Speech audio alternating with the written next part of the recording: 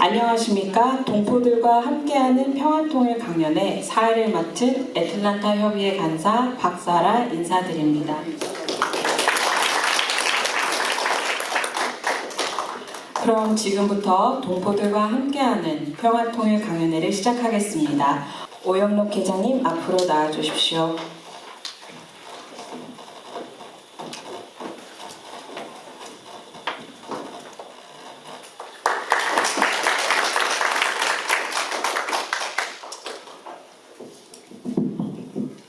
안녕하세요. 반갑습니다. 더운 날씨에 오늘 또 일요일날 많이 참석해주신 우리 선배님들, 기분 여러분께 진심으로 감사의 말씀 드립니다. 오늘 사실 서울에서 멀리서 오신 엄태현 박사님을 초청해서 금요일날 오셔가지고 어제 워싱턴을 참관하시고 오늘 아침에 다시 아틀란타 오셨다가 여기 우리 오신 분들 많은 강연을 하고 내일 12시에 다시 서울로 돌아가십니다. 오늘 잠깐 일어나서 제가 인사 한번 드리고 제가 박수 한번 쳐드리겠습니다. 엄청나게 박수 한번 주십니다.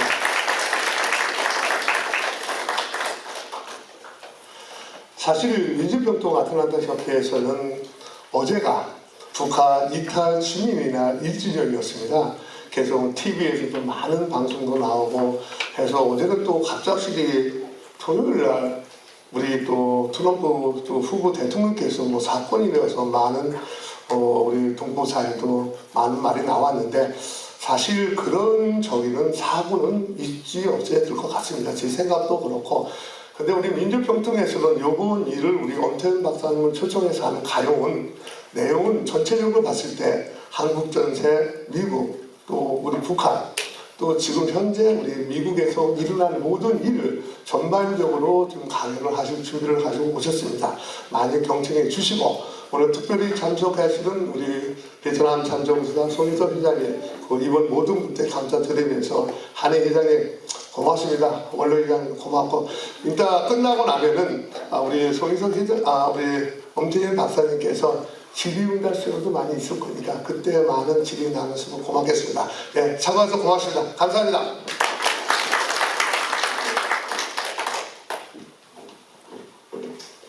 예, 오늘 행사가 있기까지 수고해주신 오영록 회장님 감사합니다.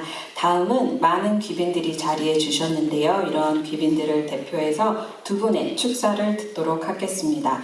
먼저 애틀란타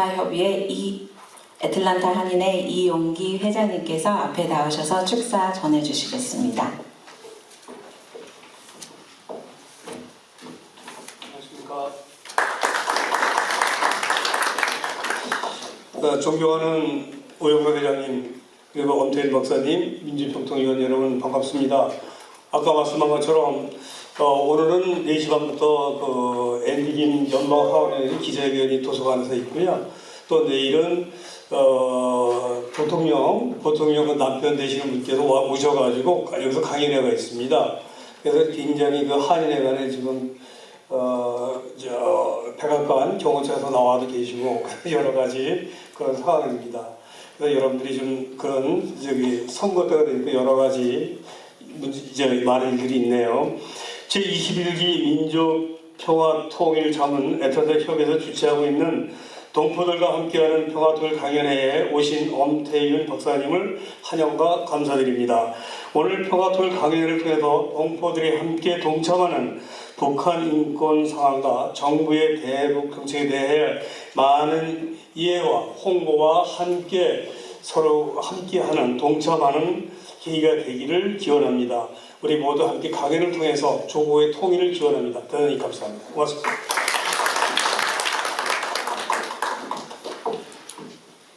이용기 회장님 감사합니다. 다음은 미 동남부 월남 찬전 유공자회 송효남 회장님의 축사가 있으시겠습니다.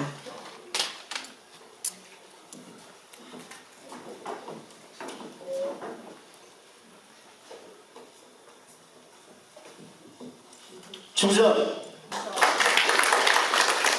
감사합니다. 월남 찬전 지원회 회장 송혜남입니다.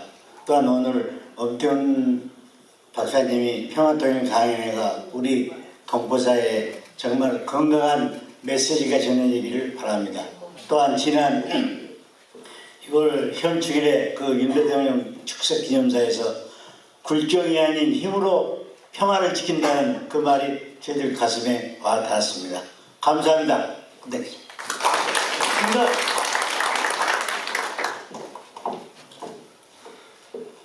예, 송현암 회장님 감사합니다. 현재 한국에 입국한 북한 이탈 주민의 수는 약 3만 4천여 명이 된다고 합니다. 올해 1월 16일 윤석열 대통령님께서는 국무회의에서의 북한 이탈 주민을 포용하고 정착을 격려하기 위해 북한 이탈 주민의 날 제정을 주문하셨고 행정안전부는 5월 21일 관련 개정안을 공포했습니다. 기념일 날짜는 한국의 북한 이탈 주민의 법적 지위와 정착 지원의 근거가 되는 북한 이탈 주민의 보호 및 정착 지원에 관한 법률 시행일 날짜인 1997년 7월 14일을 기념해 정해졌습니다. 7월 14일 제1회 북한 이탈 주민의 날을 맞이하여 동포들과 함께하는 평화통일 강연회를 마련했습니다. 다시 한번 바쁘신 중에도 참석해주신 한 분 한 분께 감사의 말씀을 드리며 강연을 시작하도록 하겠습니다. 오늘 강연의 주제는 북한 인권 상황과 정부의 대북 정책입니다. 이 강연 내용을 위해 정말 멀리에서 귀한 분을 모셨습니다.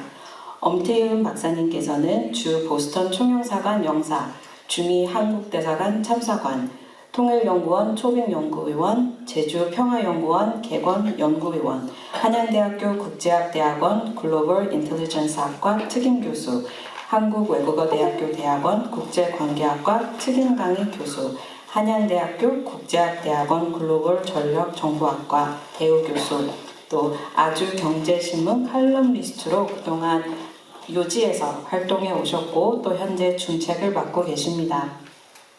회장님께서 앞서 말씀하셨듯이 어제 미국에서는 있어서는 안 되는 불미스러운 일들이 있었습니다. 어느 때보다 우리 나라와 지역의 화합과 협력이 중요한 때가 아닌가 생각해 봅니다. 몇 년 전에 우리는 또 일본의 총리님을 또 그렇게 잃었고요. 또 미국 또한 그런 부분에서 안전을 위해 우리와 우리의 이웃의 안전을 위해 또 화합을 위해 또 중요한 대선이 있는 시기인 만큼 여기 계신 정말 중요한 한 분 한 분의 역할을 당부드리며 엄 교수님, 박사님을 앞으로 모시겠습니다. 큰 박수로 맞이해 주십시오.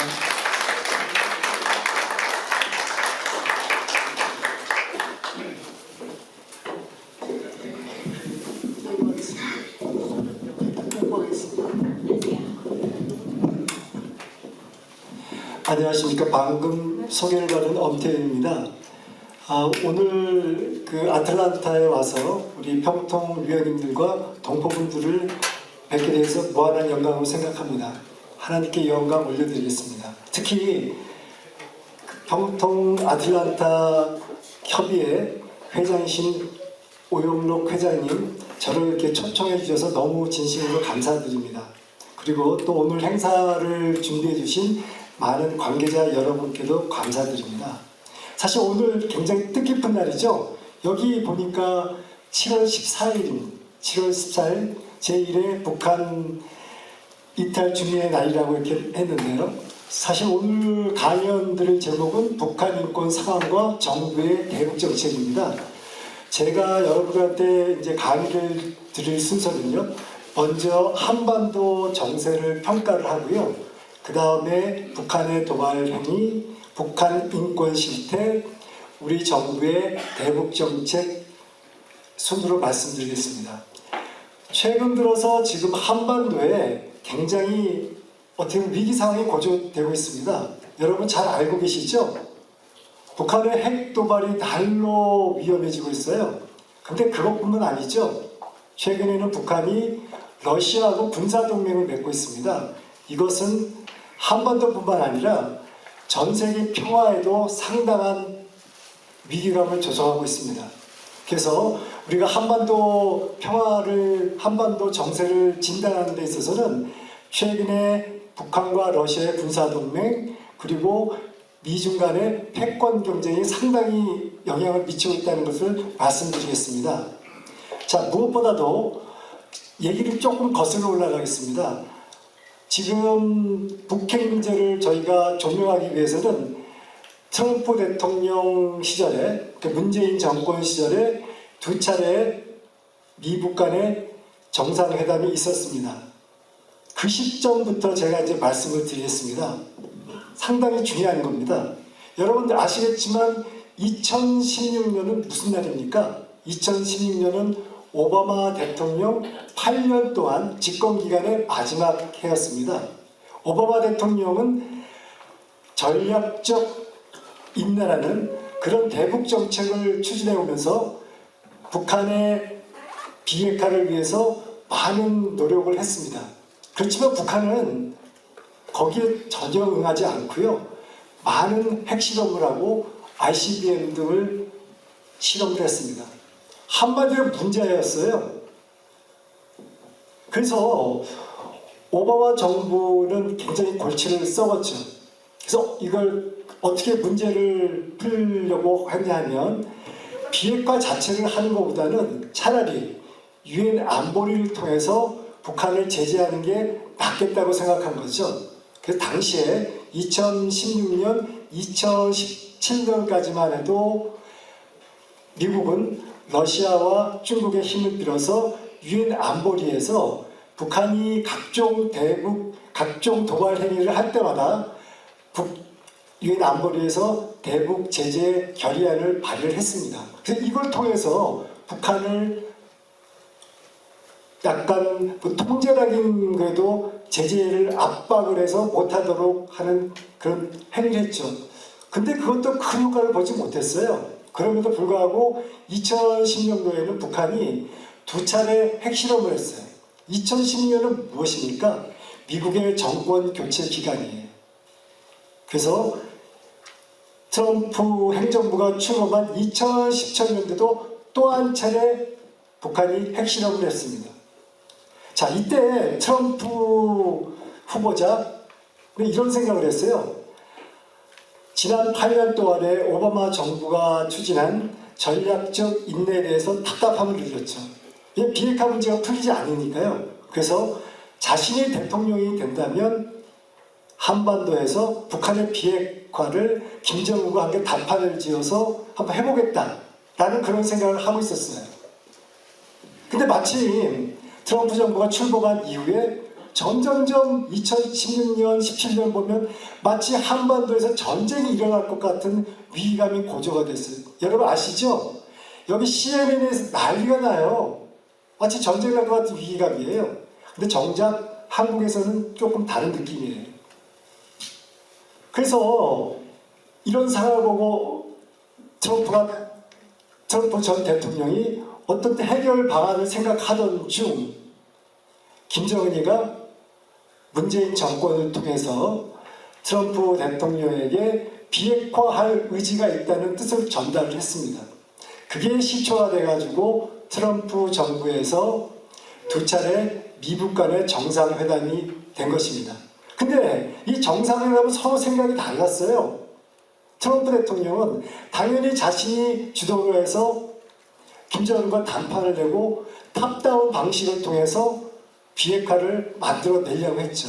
그래서 외교적 성과를 가지려고 했어요. 근데 김정은은 다른 생각을 했죠. 어떤 생각을 했냐면 트럼프 대통령은 기업가 출신이고 정치 경험이 별로 없다라고 얕잡아 본 거예요. 그래서 미국하고 단판 지어서 자기네 실익을 얻겠다. 즉 북한이 원하는 건 뭐였냐면 유엔의 대북 제재를 해제하는 거예요. 또 하나 미국 간의 관계 개선을 하는 거예요. 북한의 체제를 보장하는 거예요. 제가 앞서 말씀드렸죠. 오바마 정부에서 북한의 유엔 통해서 압박을 강력하게 했어요. 북한의 과제는 그걸 푸는 거였습니다. 근데 정작 김정은이가 자기가 비핵화할 의지가 있다고 얘기한 것에는 전혀 얘기가 없어요. 오리발 내밀었어요. 그래서 결국 정상회담이 실패로 끝나는 거죠. 근데 우리가 여기서 중요한 점은 뭐냐면 북한은 지난 30년 동안 시종일관 이런 짓을 해왔다는 거예요. 김일성이 김정일이 그 아들 김정은에 의해서 3대 부자가 한국과 미국을 기만해 왔다는 거예요. 이게 중요한 포인트입니다. 쭉 과거 역사를 되돌아보시면 우리가 알 수가 있어요. 북한은 자신이 불리할 때는 위장 평화 공세를 취해요.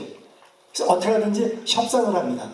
그렇지만 자기네가 유리한 상황에 국면에 돌입할 때는 달라져요. 특히 한국과 미국의 정권 교체기에 따마다 새로운 정권과 협상을 다시 해서 더 좋은 위치에 자리 잡기 위해서 기존에 합의했던 협상을 파기하고 박차고 한반도에서 긴장 수위를 고조시키는, 이게 북한이 하는 전형적인 수법이에요. 전형적인 수법입니다. 그래서 똑같이 2016년에도 그러한 현상이 일어났던 거예요. 그러니까 당초 북한은 비핵화할 의지가 없었어요. 결론적으로 우리가 알 수가 있죠.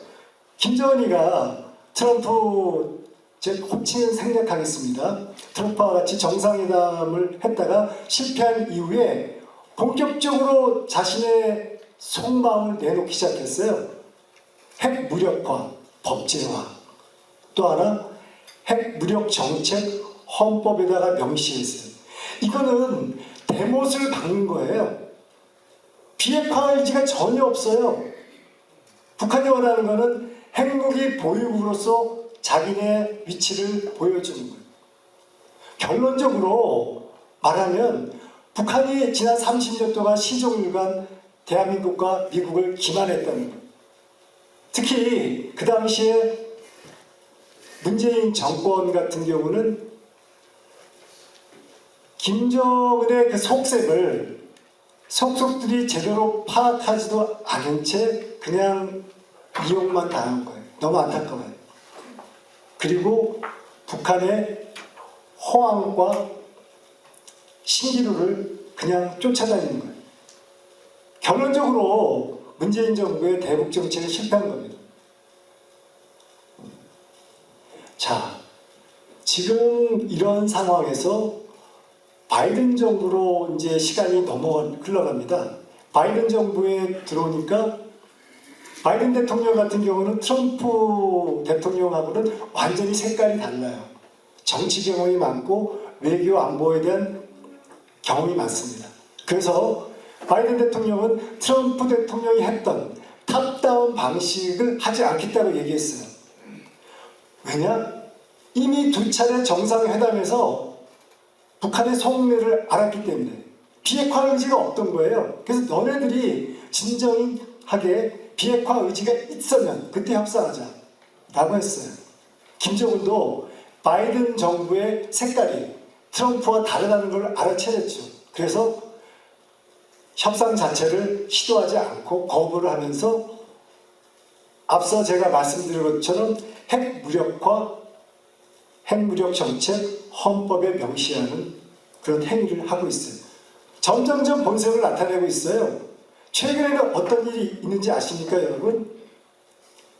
최근에는 대한민국 우리 국민들한테 유사시에 선제 공격, 핵으로 선제 공격을 하겠다고 공갈 협박까지 했습니다. 김정은 정권이 이런 정권이에요. 그래서 비핵화 문제는 사실 쉽지가 않습니다. 그래서 그동안 30년 동안 줄곧 핵과 미사일 개발을 해왔던 것이 김정은 정권이고 독재 정권을 유지하기 위해서 거기에 올인하고 있는 것입니다. 자, 바이든 정부는 이제 제가 앞서 말씀드린 것처럼 그 바이든 정부가 해왔던 것이 출범한 후에 한미 동맹 관계를 강화하는 거였어요. 그리고 한미 군사 훈련을 강화하는 거였어요. 그리고 동북아 지역에 한미일 삼각 안보 협의체를 만드는 거였어요. 삼각 안보 협의체는 되게 중요해요. 이거는 미국 역대 정권에서 동북아 지역의 평화를 위해서 원하던 것이었어요. 근데 이게 쉽지 않아요. 전제 조건이 뭔지 아십니까? 전제 조건은 한일 관계 개선이에요. 근데 문재인 정권 5년 동안에 한일 관계 개선이 꽉 막혀 있었죠. 최악의 사태였어요. 윤석열 정부가 들어선 후에 관계가 개선되고 한미일 삼각 안보 체계가 작동이 시작하게 된 거예요. 이거는 적게는 북한의 핵 위협을 막기 위한 아주 적절한 조치입니다. 그리고 더 크게는 동북아 지역의 평화를 유지하는 데 아주 중요한 지역입니다. 이 한국, 일본, 미국의 공통점은 뭡니까? 자유민주주의 가치를 공유하는 국가예요. 서로 윈윈하는 아주 좋은 겁니다. 특히 제가 말씀드린 것처럼 한반도 지역에 영향을 미치는 것은 미중 간의 패권 경쟁 그리고 북러 군사동맹이 가장 최근에 큰 영향을 미치고 있는데요. 지금 특히 바이든 정부 같은 경우는 이 동북아 지역은 물론 인도 태평양 지역에서 중국의 힘이 급격히 부상하는 것을 경계하고 있어요. 그래서 바이든 정부가 출범한 후에 제일 먼저 한 것이 여러분 아시죠? 쿼드 회원국인 일본, 호주, 인도와 협력해서 중국을 봉쇄하는 거예요. 중국의 힘을 견제하는 거예요. 또 하나 오커스 호주, 영국과 함께 힘을 합쳐서 중국을 견제하는 건데요. 여기서 주목할 것은 뭐냐면 호주에게 원자력 잠수함 기술을 전수했다는 겁니다. 이례적인 일이에요.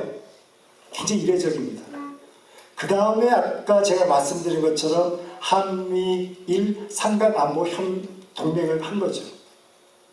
지금 그 어느 때보다 이 동북아 지역, 인도 태평양 지역에서 미국의 군사력이 굉장히 올라가고 있고 한미일 안보 협력체가 굉장히 중요하게 작동하고 있습니다. 자, 그러면 바이든 정부에서 대북 정책은 어떻게 추진하고 있을까요? 제가 아까 말씀드렸죠. 바이든 정부는 트럼프 정부와 같이 탑다운식의 그런 정상회담을 안 하겠다. 그리고 사실상 여러분 비핵화가 가능하시리라고 생각하세요? 많은 군사 전문가들은 비핵화가 가능하리라고 생각지 않아요. 제가 말씀드렸잖아요. 김정은이 했던 일을 핵무력화, 그렇죠? 핵무력 정책 헌법에 명기한 대못을 딱 박은 거예요. 쉽지 않아요. 그런데 바이든 정부는 대북 정책을 비핵화라고 일단 만들었어요. 왜냐하면 명분이 있어야 되기 때문에. 그리고 북한의 비핵화를 위한 수단으로서 핵 확장 억제력을 강조하고 있죠. 이른바 대한민국을 미국의 핵 우산 안에 보호하겠다. 역대 어느 정권보다 지금 한국과 미국, 윤석열 정부와 바이든 정부가 동맹관계가 돈독합니다. 지난 4월 윤석열 대통령이 워싱턴을 방문했어요. 바이든 대통령하고 워싱턴 선언이라는 걸 했습니다. 그게 뭐냐면 한미 핵 협의회를 만드는 건데요. 사실 한미 핵 협의회가 어떻게 보면 북한의 핵을 억제하는 가장 기초적인 협력 관계를 지금 만들고 있다는 아주 매우 중요한 거거든요. 이것이 점점점 지금 한미 양국 간의 협력을 거쳐서 발전을 하고 있습니다. 아마 북한의 핵 위협이 점점점 거세지면 협력 강도도 점점점 높아질 거예요. 제가 뒤에서 잠시 말씀을 드릴게요. 자, 그런데 지금 동북아 지역에서는 바이든 정부가 볼 때 일본, 북한 핵 문제, 한국만 중요한 게 아니에요. 대만도 중요해요. 왜냐? 대만이 지금 미국과 중국 간의 패권 경쟁에 한복판에 있기 때문입니다. 대만이 어떤 나라예요? 지정학적으로나 군사적으로나 경제적으로 미국의 이익에 매우 중요합니다. 중국의 군사력을 견제하는 데 중요하고요. 대만은 자유민주주의 체제고요. 특히 경제적으로는 대만의 반도체 TSMC 아시죠? 반도체 비메모리 세계 1위잖아요. 삼성전자가 메모리 1위고. 만약에 중국이 대만의 TSMC를 공격을 한다면 여러분 쓰는 애플, 그렇죠? 엔비디아 이런 회사들이 크게 타격을 입습니다. 전 세계 IT 기업들이 휘청거립니다. 그래서 미국은 여러 가지 목적을 가지고 대만을 지원하고 있어요. 근데 미국이 대만을 지원하면 할수록 어떤 일이 발생할까요? 중국의 반발을 초래하죠. 대만은 중국의 핵심 이익이기 때문에. 미국이 지원할수록 중국은 대만을 무력 통일하겠다고 협박을 하고 있죠. 많은 전문가들이 걱정을 하고 있어요. 오는 2027년까지 중국이 대만을 무력으로 침공할 것이라는 우려 여론을 나타내고 있습니다. 자, 만약에 이러한 일이 현실로 다가오면 어떨까요? 한반도 안보 상황에도 심각한 문제를 야기시킵니다. 우리가 대만 문제에도 잘 봐야 되는 것입니다.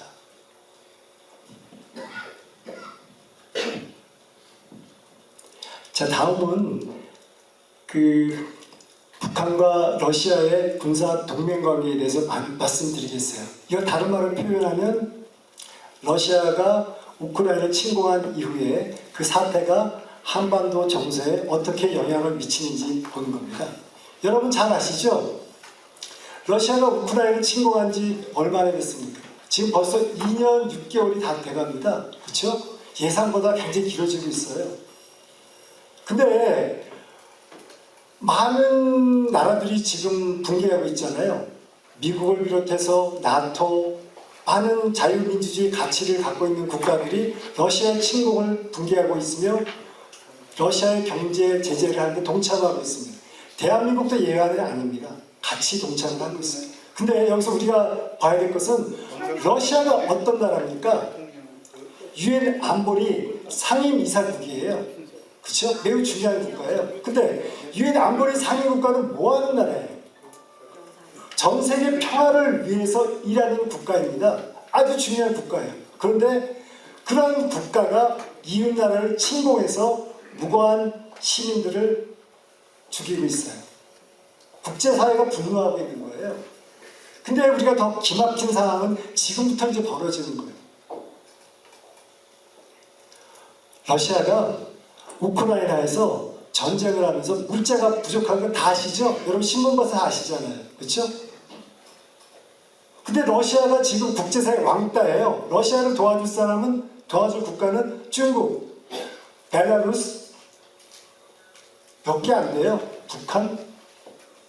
그 북한한테 포탄을 빌려가지고 지원받아서 우크라이나에서 전쟁에 사용하고 있다는 이 의미는 뭐냐면 유엔 안보리 상임이사국이라는 지위가 북한의 대북 제재를 감시해야 하는데도 불구하고 오히려 북한과 협력해서 불법 행위를 자행하고 있다는 거예요.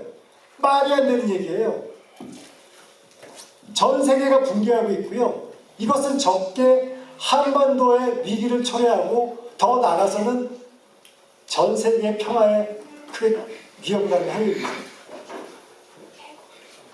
자, 여러분 생각나시죠? 지난해 9월 푸틴이 뭘 했습니까?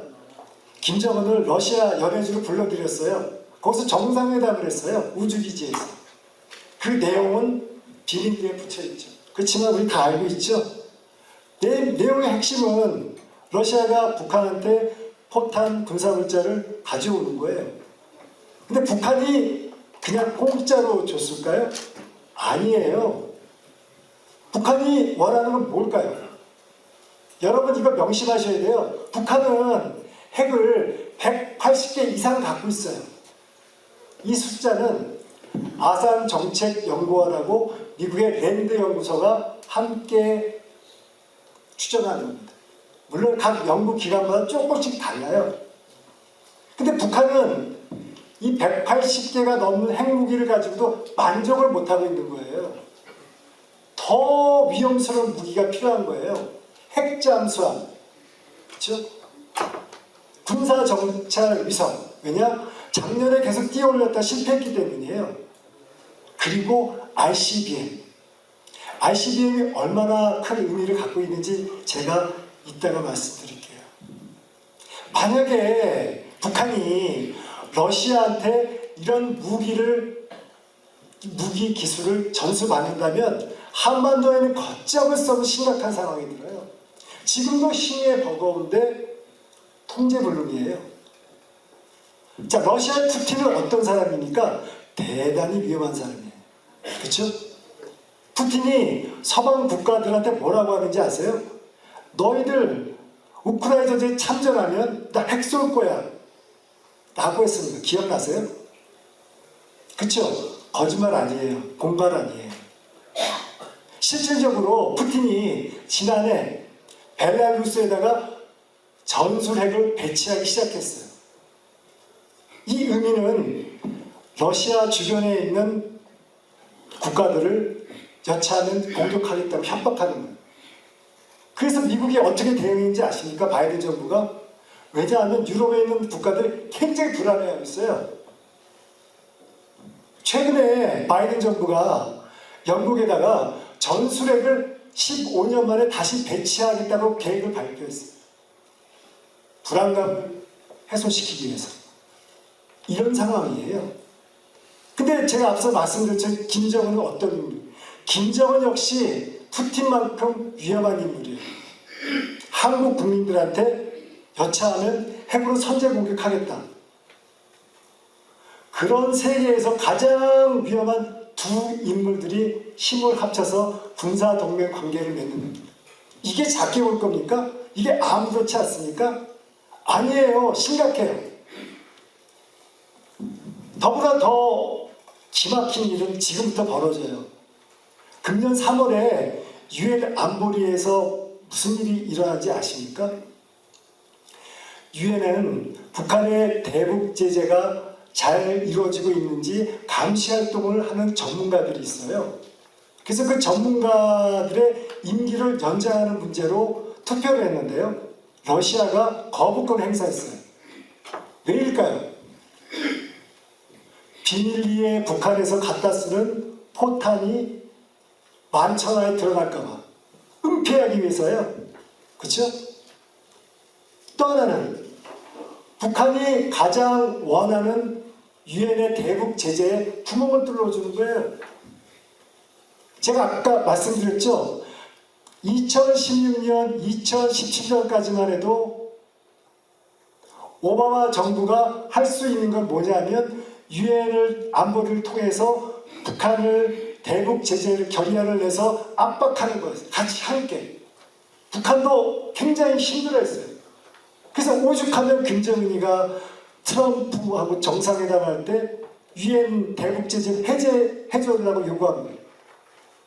근데 지금 러시아가 틀을 부수고 있어요. 망치를 부수고 있어요.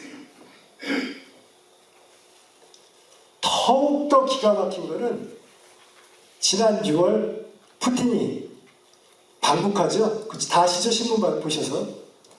방북해서 맺은 게 뭐예요? 러시아하고 북한과 조약이에요. 그렇죠? 실질적으로 군사동맹 관계고요. 경제협력 관계. 근데 여기서 우리가 가장 주의할 것은 뭔지 아십니까? 이 대목이에요. 자동 군사 개입. 유사시에 자동적으로 군사 개입하겠다. 이거는 과거 미소 냉전 체제의 산물이에요. 미소 냉전 체제가 1991년 끝났죠. 소련이 붕괴됐잖아요. 자유민주주의 승리했어요. 그래서 러시아가 2000년도에 북한하고 조약을 다시 맺습니다. 맺어가지고 과거에 했던 그런 자동 군사 개입 조약을 떼버렸어요. 왜냐? 과거의 산물이기 때문에. 그런 걸 유지할 필요가 없기 때문에. 그런데 다시 이게 부활하는 거예요. 그 의미는 뭐냐면 어쩌면 냉전 체제, 신냉전 체제가 다시 시작할 수도 있겠다는 거죠. 그렇죠? 굉장히 위험스러운 거예요. 북한과 러시아가 밀접하게 가까워지는 것에 대해서 지금 대한민국은 물론이고 미국은 물론이고 많은 서방 국가들이 우려감을 갖고 있어요.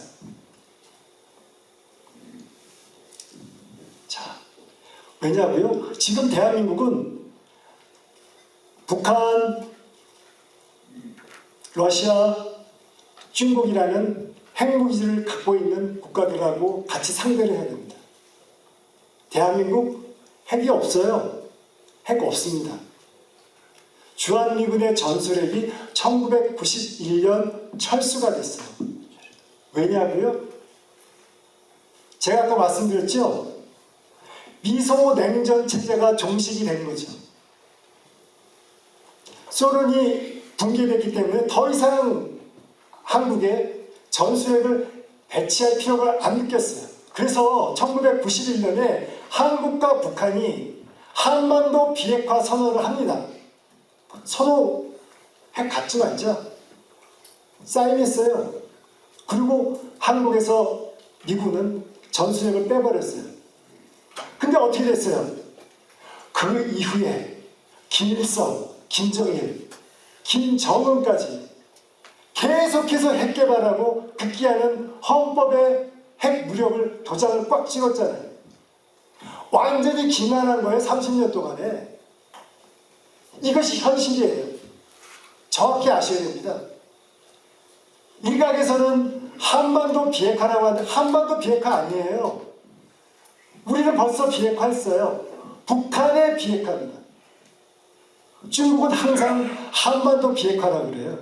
한반도 비핵화 아니에요. 틀린 이유. 북한의 비핵화.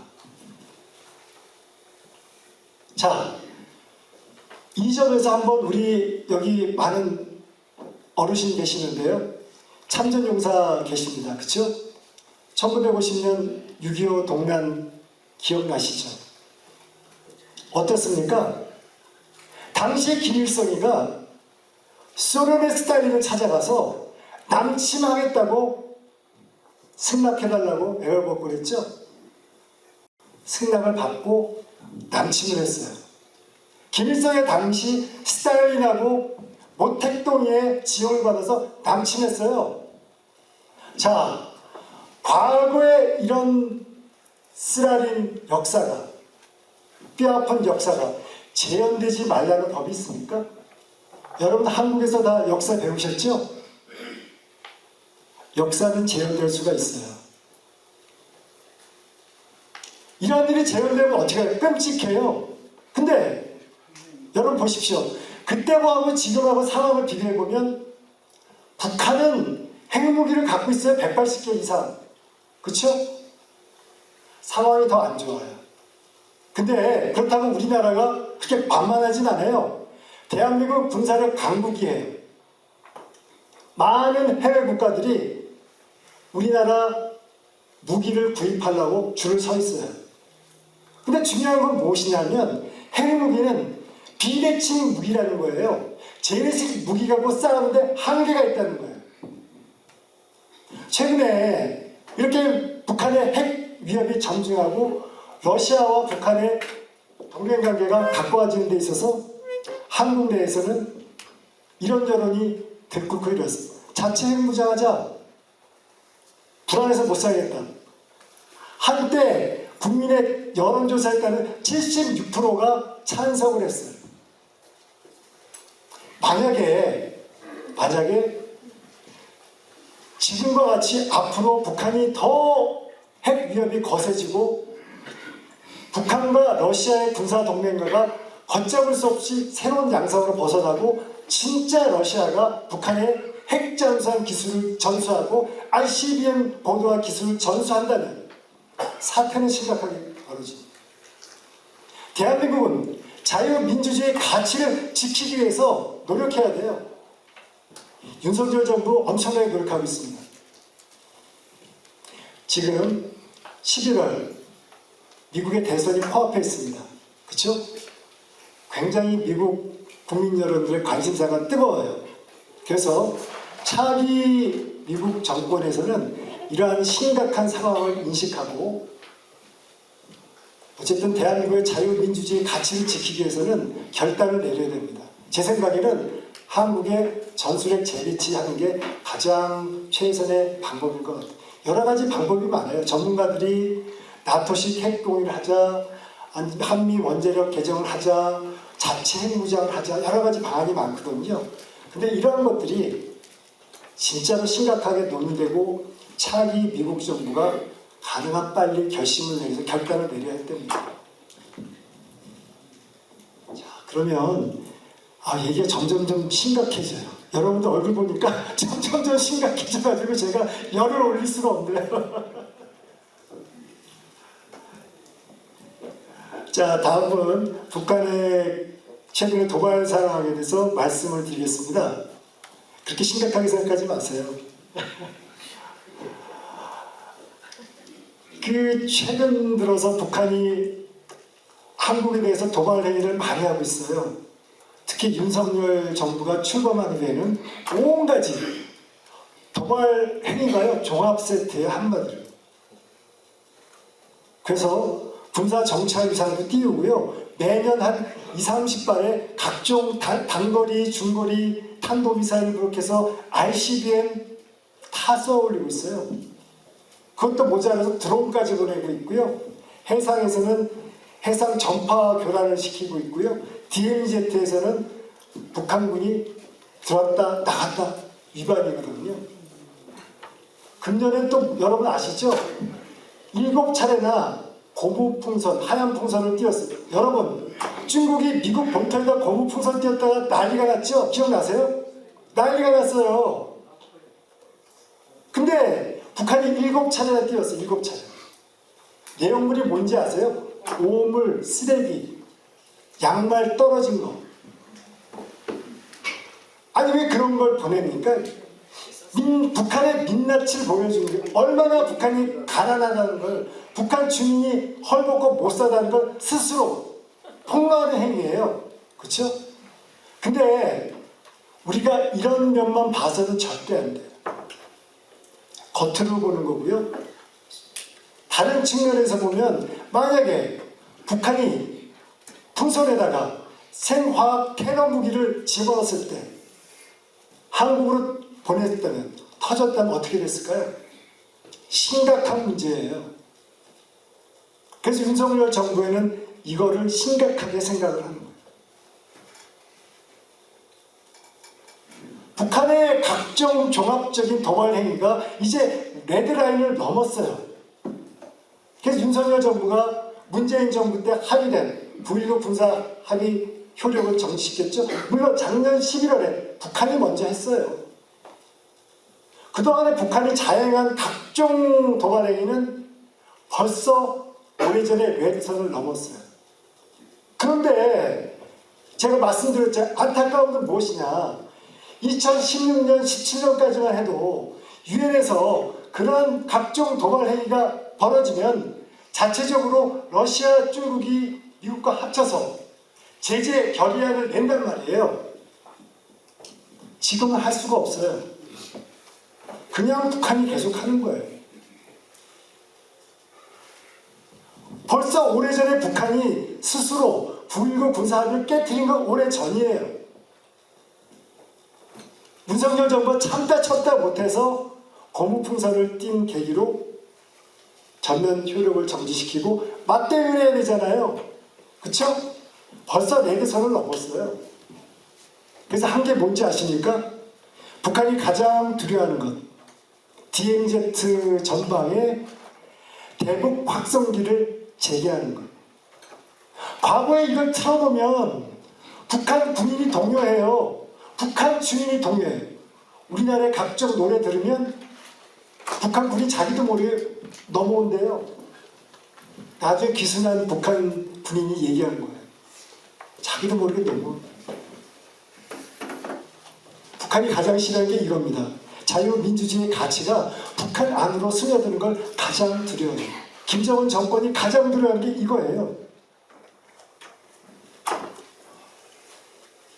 여러분, 제가 말씀드린 것처럼 북한은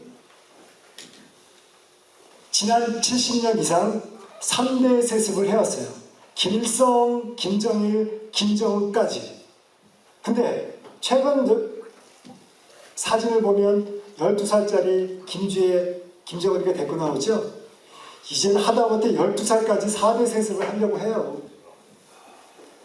3대 세습이 모자라서 4대 세습까지 하려고 그래요.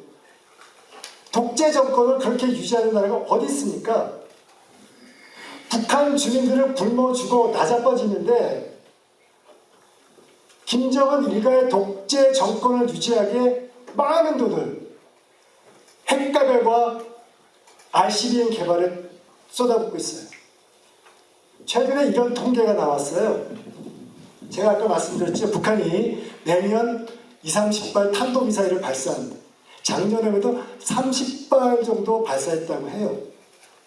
이걸 가격으로 추정해 보니까 약 1조 3천억 원.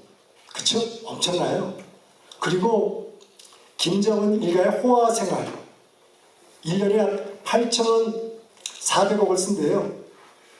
가끔 TV에 잡혀요. 김정은이가 현지 지도할 때 가죽 잠바 같은 걸 입고 나갑니다. 명품이에요. 프랑스 명품. 2천만 원짜리. 시가 2천만 원 명품을 들고 현지 지도를 하는 거예요. 근데 이런 돈을 다 합치면 북한 전 주민의 3년치의 식량이 된다는 거예요. 안타까운 일이 아닙니까? 통곡할 일이에요. 이 말은 무슨 말인지 김정은 일가는 북한 주민이 굶주려 죽어도 안중에도 없다는 거예요. 자신들의 독재 체제를 유지하기 위해서 있는 돈 핵 미사일 프로그램에 올인한다는 거예요. 이해하시겠어요? 이런 국가예요. 제가 아까 말씀드렸죠? ICBM이 왜 중요한지. 여러분 제 말씀 듣고 섬뜩하게 생각하지 마세요. ICBM의 목표가 누구일까요? 왜 김정은 정권이 ICBM 개발에 목을 메고 있을까요? 목표가 누구일까요? 오늘은 지금 빙그레 웃으셨어요. 답을 아셨는가 봐요. 이미 탄도미사일은 한국과 일본은 그 안에 있어요. 그렇죠? 북한이 ICBM 개발의 기술 고도화에 노리는 것은 미국 본토예요. 여러분이 지금 이 자리에 계시는 미국 시민들을, 국민들을 향해서 겁박하는 거예요. 왜냐? 미국 정부와 협상력을 올리기 위해서죠. 만약에 유사시에 한국에 전쟁이 발발했을 때 미군이 참전하는데 제한을 준 미국과 한국의 이간질, 이것이 김정은의 목적이에요. 그래서 ICBM 고도화에 열을 올리고 있어요. 여러분 아시겠죠? 자, 그러면 여태까지는 북한의 각종 도발 행위에 대해서 말씀드렸는데요. 오늘의 주제, 북한 인권 상황, 여기에 대해서 이제 본격적으로 말씀을 드릴게요. 북한 김정은이 제일 힘들어하는 게 뭔지 아십니까? MZ세대예요. 북한에도 MZ세대가 있어요.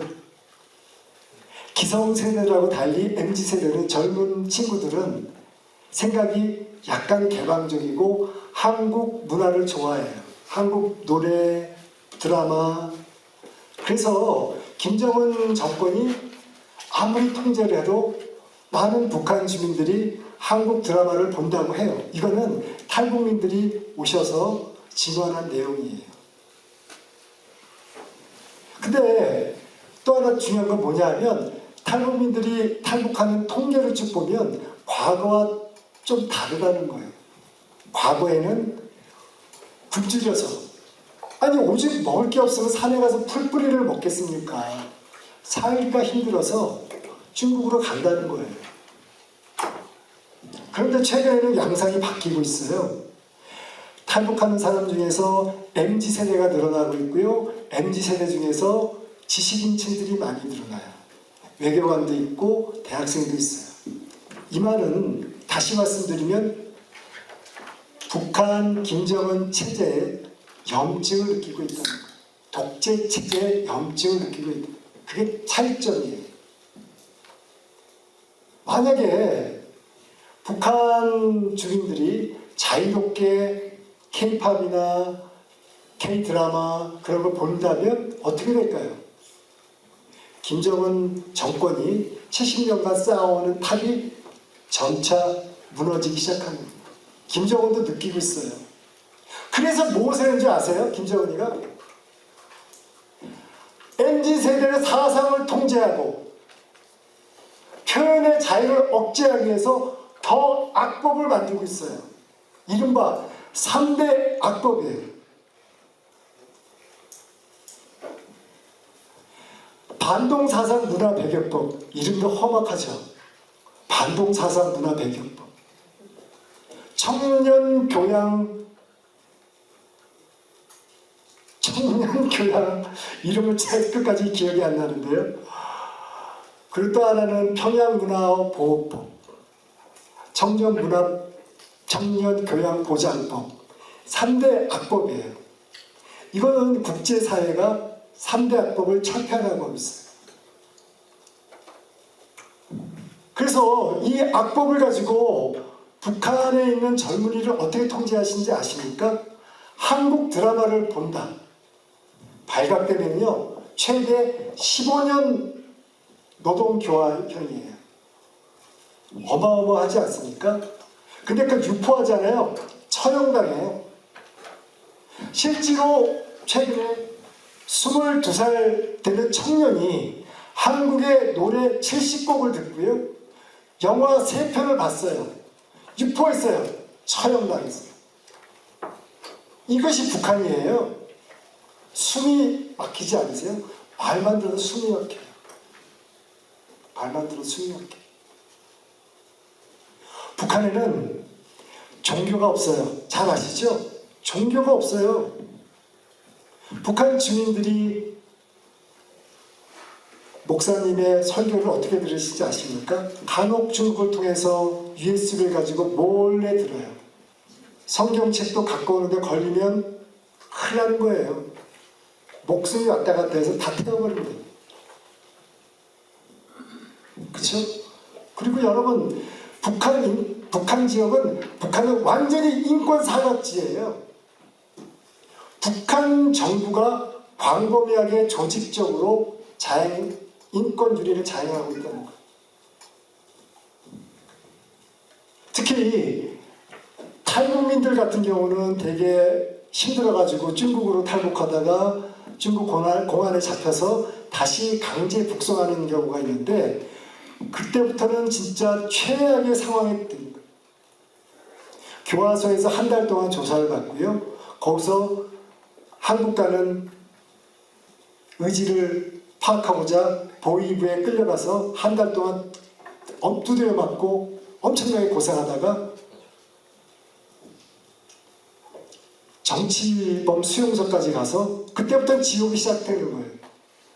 너무 힘들어서 탈출하다가 잡히면 많은 분들, 그렇죠? 한 2,000명, 3,000명 앞에서 공개처리 당한다는 거예요.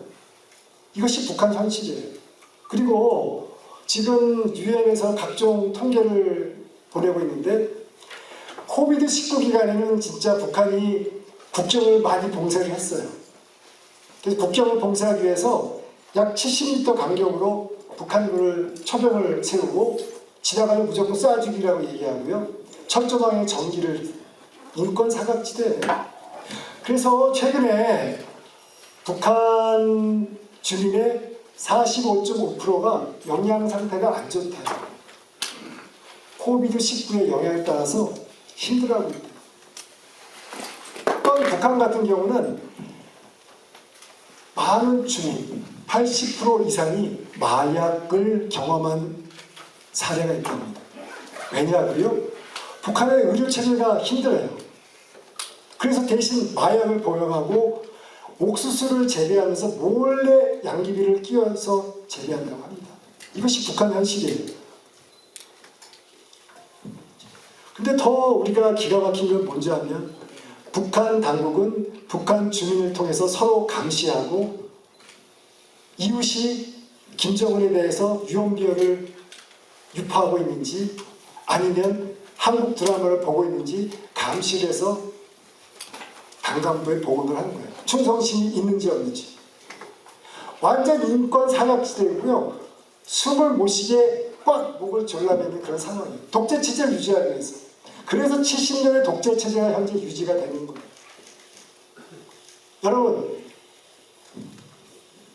여러분 여기 다 모이셨지만 여러분들 가족들 아들, 딸 결혼할 때 어떻게 해요? 성대하게 하죠. 저 같아도 그래요. 딸 같은 경우에는 하얀 이쁜 드레스를 입어서 그 결혼식의 주인공으로 많은 사람이 축하를 해주죠. 이게 일반적인 자유민주주의 가치에 따라 하는 거 아닙니까? 그런데 북한은 아니에요. 하얀 드레스를 입으면 신부가 반동이에요. 신랑이 신부를 업으면 반동. 여러분 오늘 오실 때 밖에 굉장히 햇볕이 뜨거웠어요. 저도 그래서 눈이 아파가지고 선글라스 끼웠거든요. 북한은 선글라스 끼면 반동이에요. 황당하죠? 황당해요. 여러분 혹시 와인 좋아하세요? 저는 술을 잘 못 타요. 근데 가끔 저희 아내하고 와인잔에 와인을 조금 마셔요. 반동. 북한에서는 반동이에요. 이거는 한국의 문화를 따라한다고 반동 취급을 받는 거예요. 북한에서 다는 아니지만 일부가 휴대폰을 가지고 지나가면 잡아요. 휴대폰을 봐요. 휴대폰 이름이 뭐 홍길동이면 홍길동 있어야 되는데 만약에 오빠, 아빠, 쌤은 뭔지 아시죠? 선생님. 이런 용어가 있으면요 반동이에요. 이것이 북한이에요. 김정은이 가장 두려워하는 게 MZ세대예요. MZ세대 사상을 통제하고 자유의 표현을 억압하기 위해서 최근에 어떤 일을 벌이고 있는지 아십니까? 방금 전에 제가 북한이 핵 무력화를 하고 핵 무력 정책을 헌법에 명기했다고 말씀드렸지 않습니까? 이제 한 번 더 나가요. 어떻게 되는지 알아요? 북한이 한국을 적대적 관계로 매우 주적으로 표현을 해요. 적대적 관계를 규정하고 영원히 남북한을 분단 국가로 만들려고 해요. 왜요? MZ세대가 한국 문화를 동경하고 있는 거죠. 동경해서 계속 따라가면 어떻게 될까요? 북한이 붕괴될까봐 겁이 나서 이런 걸 지우고 있어요. 더욱 기가 막힌 건 이걸 기가 막히다고 표현해야 될지 모르겠지만 김정은의 할아버지, 아버지인 김일성과 김정은이가 북한의 통치 수단으로 했던 민족 통일 개념을 삭제를 하고 있어요. 완전히 남북한 분단 국가를 만들고 있어요. 그런데 여러분 북한에는 2,700만 동포들이 남이에요? 우리 동포예요. 북한 김정은이 아무리 북한 땅이 지네 땅이라고 하지만 대한민국 헌법에 북한은 대한민국 영토라고 표기가 되어 있습니다. 자, 우리는 이런 상황이 있어요. 이런 심각한 상황이 있어요. 제가 얼마 전에 이만갑이라는 거 아세요? 이제 만나러 갑시다. 그치? 뭐 방송국이라는 뭐 프로그램을 봤는데 거기에 참 울컥하는 스토리가 있었더라고요. 16살 나는 탈북민 소녀인데 그 소녀가 자신의 탈북 스토리를 하면서 막 흐느끼는 거예요. 근데 그 할아버지가 국군 포로 6.25 전쟁 때 국군 포로로 잡혀가는 거예요. 북한에는 출신 성분에 따라서 차별을 많이 받는데요. 그래서 할아버지가 국군 포로이기 때문에 배급도 1년에 한 번밖에 못 받는데요. 아니 굶어 죽으라는 거죠. 아까 제가 말씀드렸잖아요. 그 돈 다 핵개발, 미사일 개발 쓰기 때문에 배급 안 해주는 거예요. 너무 먹고 살기가 힘들어서 어머니가 이렇게 산에 가서 맨날 뿌리 같은 걸 찾아서 먹고 그러다 너무 힘들어서 중국으로 탈출을 결심을 했대요. 12살에 처음으로 아버지, 어머니, 이 어린 소녀가 탈북을 시도했어요. 근데 5번 만에 탈북에 성공을 했는데요. 그 전에 비극적인 스토리가 있었습니다. 탈북하다가 중국에서 잡혀서 공안에 의해서 강제 북송이 됐어요. 제가 앞서 말씀드렸죠. 강제 북송이 되면 그때부터 진짜 인권 유린이 자행이 된다. 교화소에서 조사를 받고 보위부에 끌려가서 아버지와 엄마가, 아빠와 엄마가 보위부한테 구타를 당하고 온몸이 시퍼렇게 멍들고 피투성이를 맞았다는 거예요. 매일같이 한 달 동안. 어린 소녀가 옆방에서 자기 아버지가 비명을 지르는 걸 들었다는 거예요. 근데 어느 날 보니까 아버지가 온몸에 멍투성이고 피투성이 질질 끌려나가는 거예요. 어디로 가신지 아십니까? 정치범 수용소. 그 후로 강간무소식이었대요. 그 얘기를 하면서 펑펑펑 울고 있어요. 이것이 북한 인권 실태예요. 잔인한 독재 체제의 현상이죠. 또 하나, 여러분 잘 아시죠? 원비어, 그렇죠? 오토 원비어 사태. 버지니아 대학교 학생, 아마 3학년이었을 거예요. 학생이 북한에 관광하러 가서 2016년 1월에 관광을 마치고 비행기를 타던 도중에 북한 공안 당국에 잡혔어요. 죄가 뭔지 아세요? 체제 전복 혐의. 근데 이 사람이 뭘 북한 체제를 전복하려 했을까요? 대학생 관광회로 갔는데 이 사람이 이 학생이 양각도에 체류를 했는데 북한 체제를 선전하는 홍보물을 좀 띄었대요. 그게 체제 전복 행위예요. 15년 노동 교화형을 받았어요. 그래서 트럼프 대통령이 2017년에 그 사실을 알고 석방 노력을 해가지고 17개월 만에 미국으로 돌아왔죠. 근데 여러분 아시죠? 어떻게 돌아왔는지. 건강하게 돌아오지 않았어요. 식물 인간이 혼수 상태로 돌아왔어요. 갈 때는 잘생기고 총만 맞는 사랑스러운 아들인데 올 때는 식물 인간이 되죠. 부모가 얼마나 기막히겠습니까? 자기가 평생 20살까지 키웠던 아들이 혼수 상태로 와서 6일 만에 죽었어요. 기막힌 일 아니세요? 여러분 다 부모고 저도 부모죠. 기막힌 일이에요. 너무나 화가 나서 미국의 대법원에 제소를 해서 결국 대법원이 북한 당국에 5억 달러를 배상하라고 판결을 내렸고 그 내용을 보면 북한이 오토 원비어 학생을 고문했다는 거예요. 정기 고문. 벤치로 때렸다는 거예요.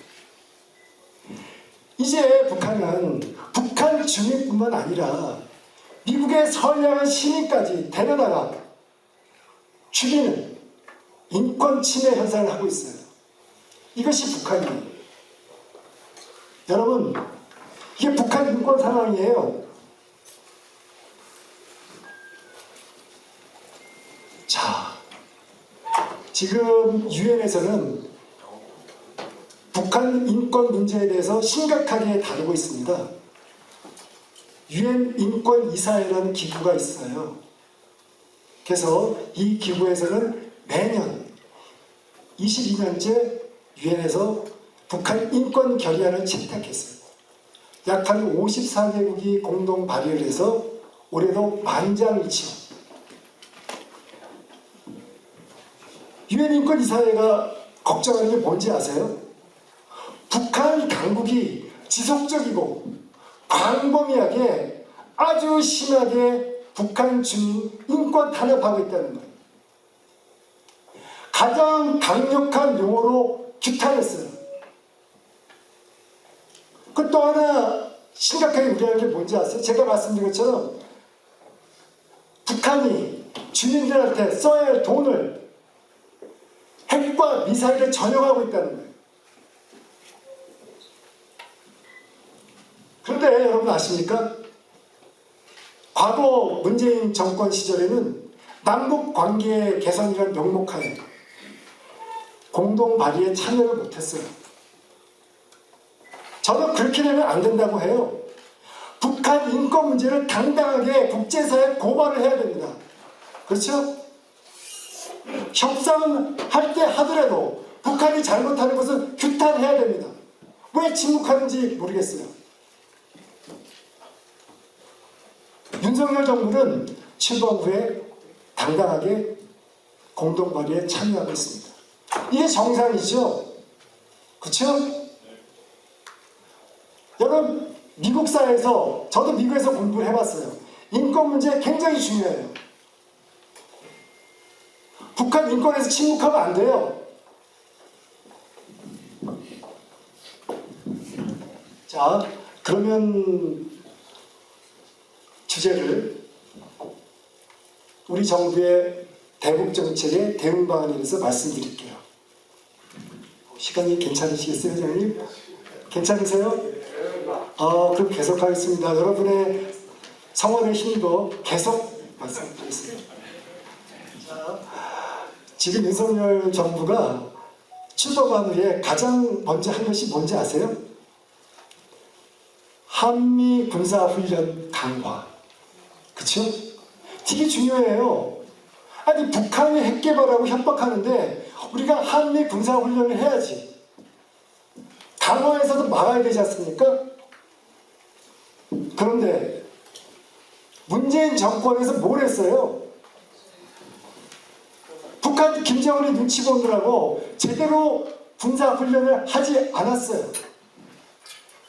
더욱이 기가 막힌 건 뭔지 아십니까? 미국과 북한 간의 정상회담에서 비핵화 문제가 실패로 끝난 이후에 문재인 정권 말기에 김정은이 여동생 김여정이가 문재인 정부에다 대고 이런 얘기를 했어요. 유엔의 대북 제재를 해제해주고 한미 군사훈련을 영원히 하지 말고 미국의 전략무기 한반도에 영구히 들어오지 말면 종전선언 해주겠다. 이게 말이 되는 얘기입니까? 맥센스 하세요? 말이 안 되는 얘기예요. 만약에 북한의 의도대로, 김정은의 의도대로 시나리오를 따라간다고 가정해 봅시다. 북한이 요구하는 게 뭔지 아세요? 유엔사 해체, 주한미군 철수. 앞이 어떻게 될지 아시죠? 북한은 우리 손을 밧줄로 꽝꽝 묶고 마음대로 요리하려는 거예요.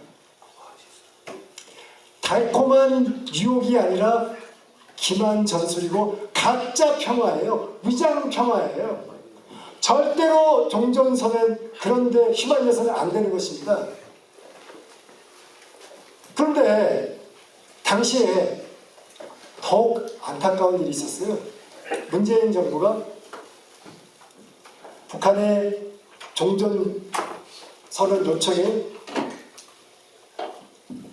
하자 국제사회에 적극적으로 종전선언의 필요성을 주장을 했어요.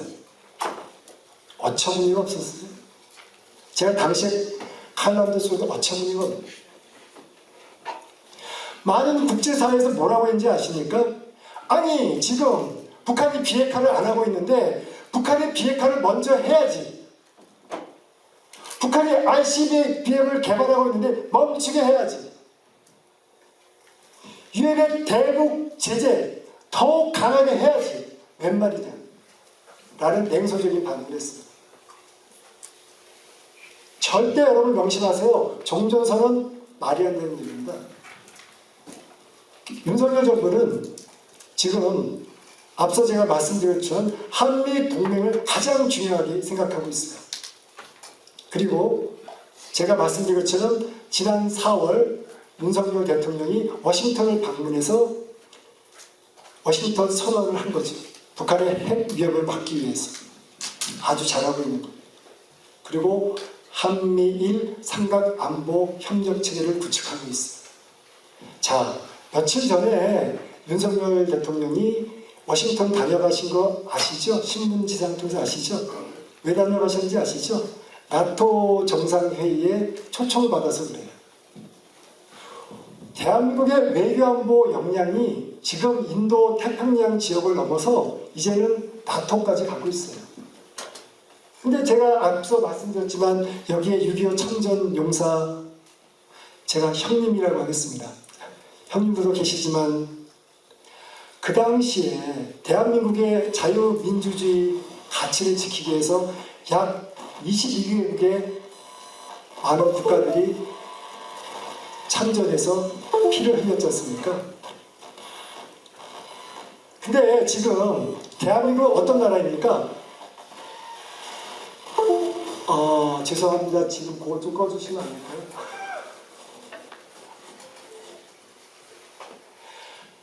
너 그거하고 아무 상관. 지금 대한민국은 더 이상 가난한 국가가 아니잖아요. 그렇죠?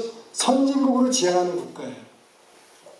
그래서 우리가 이제 세계에서 자유민주주의를 지키기 위해서 힘들어하는 나라를 위해서 우리도 힘을 보태야 합니다.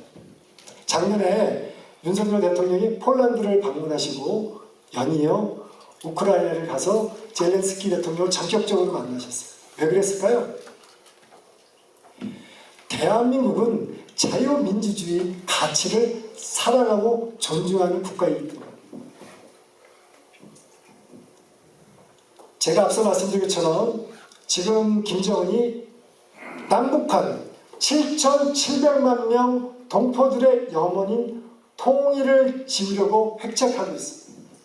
제가 아까 말씀드린 것처럼 김정은이 아버지가 통치 이념을 했던 민족 통일을 지우려고 있고 대한민국을 적대적 관계로 만들고 있습니다.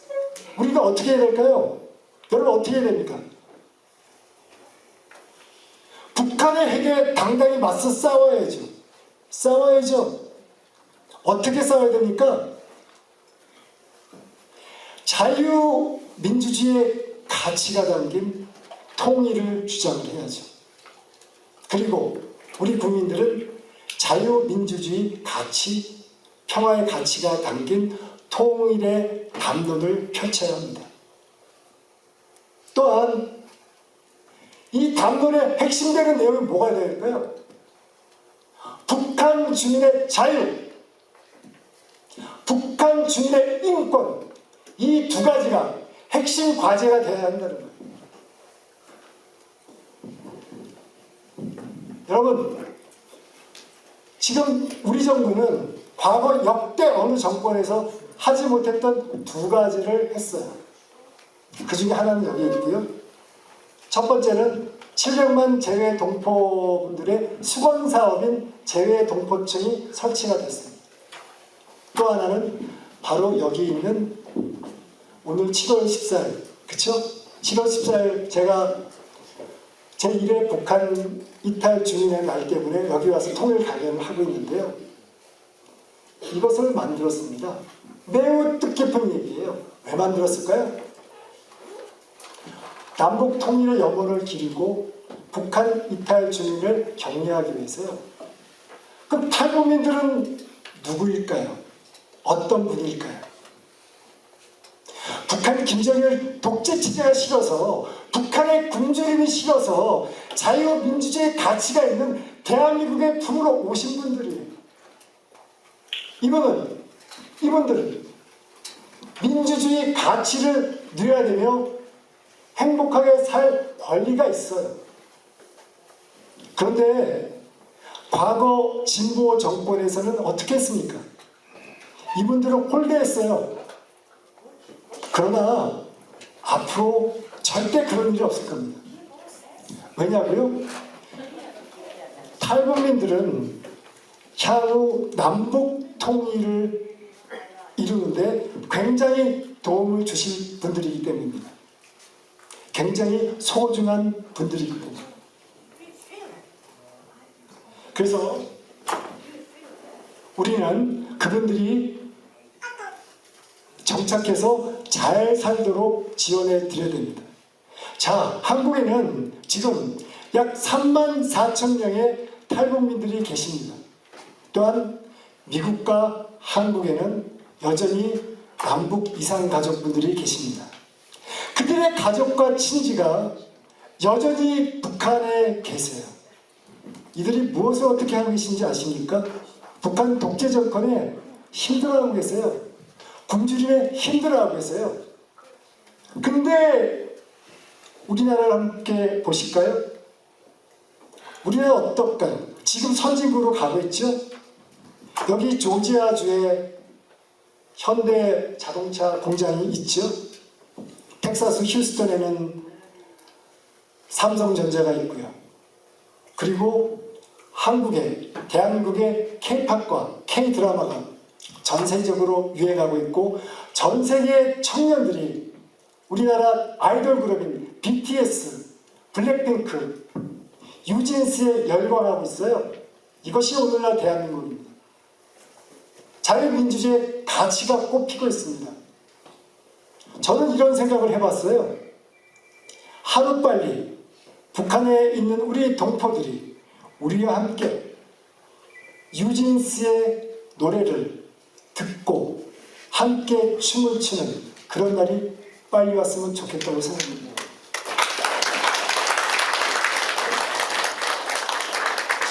왜냐하고요? 그들은 자유의 가치를 느낄 권리가 있기 때문입니다. 여러분, 지금 북한 땅을 한번 바라보세요. 물론 안 보이시죠? 북한 땅에서 무슨 소리가 들리는지 한번 생각해 보세요. 북한에는 아무것도 없는 캄캄한 암흑이에요. 자유가 전혀 안 보여요. 오로지 북한 독재 정권, 김정은의 독재 정권밖에 보이지 않아요. 굶주림에 시달리는 북한 주민의 모습밖에 보이지 않아요. 정치범 수용소에서 고문을 당하고 힘들어하는 모습밖에 안 보이는 거예요. 자, 오늘 이 자리에 와 계신 여러분과 제가 그분들을 위해서 무엇을 어떻게 해야 될까요?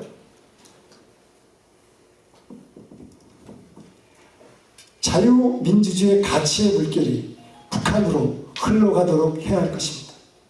왜냐? 북한 동포들은 자유의 가치를 선택할 권리가 있기 때문입니다. 이제 제가 시간이 많이 흘렀습니다. 이제 마무리를 하겠습니다. 제 마무리 내용은 제 강연 내용을 종합해보면 이렇습니다. 아까 말씀드린 것처럼 오는 11월 미국의 대통령 선거가 있습니다.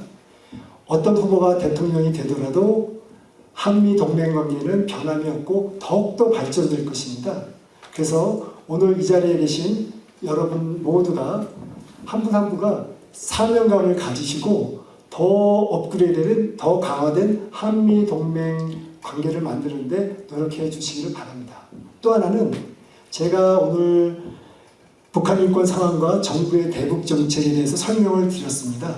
그래서 여러분들이 윤석열 정부의 대북 정책이 성공할 수 있도록 보탬이 되어 주시기를 바랍니다.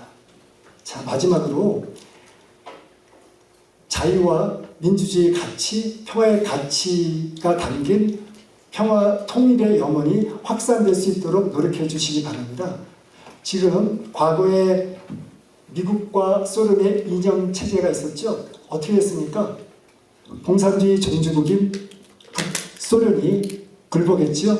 자유민주주의 가치가 승리했습니다. 북한이 아무리 핵을 가지고 대한민국을 위협해도 자유민주주의 가치를 꺾을 수는 없습니다. 대한민국이 승리할 것입니다. 자, 오늘 여러분들 많이 오셨는데요. 대한민국의 국가안보가 그 어느 때보다 엄중합니다. 대한민국에 있는 모든 국민들은 물론이고 해외에 계신 700만 동포 여러분들이 단결된 모습이 필요하다고 생각합니다. 자, 앞으로 대한민국의 많은 경제의 박수를 부탁드리겠습니다. 오늘 장시간 저의 강연을 경청해 주신 여러분께 진심으로 감사드립니다. 여러분 한 분 한 분 건강하시고 여러분 가정에 하나님의 축복이 가득하기를 바라겠습니다. 감사합니다. 안녕하십니까. 아틀란타 협회입니다. 아틀란타에서는 북한 이탈 주민날을 맞이하여 동포들과 함께하는 통일 강연을 개최하였습니다. 올 하반기에도 다양한 통일 사업을 추진 중에 있으며 북한 이탈 주민들이 언익 신장과 통일을 준비하는 인적 네트워크의 활성화를 위해 그 역할을 앞장서서 수행하는 드리겠습니다.